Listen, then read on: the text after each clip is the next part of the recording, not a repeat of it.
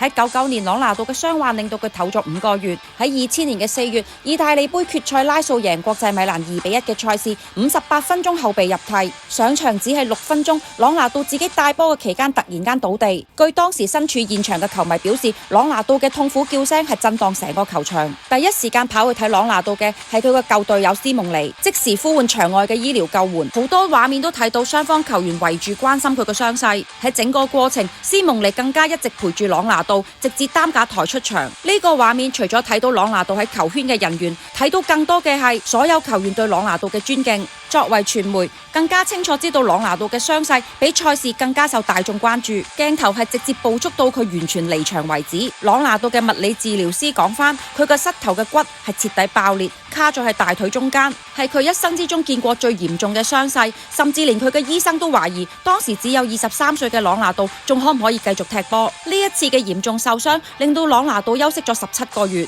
有球迷表示，或者可能係上帝想將朗拿度變返做地球人，但並唔成功，因為喺朗拿度復出之後，喺02年嘅世界盃攻入咗8球，協助巴西奪冠。而朗拿度自己本人亦都獲得世界盃金靴獎、金球獎、FIFA 年度最佳球員以及勞倫斯年度最佳復出獎。你哋俾嘅 like 係我堅持繼續做片嘅動力。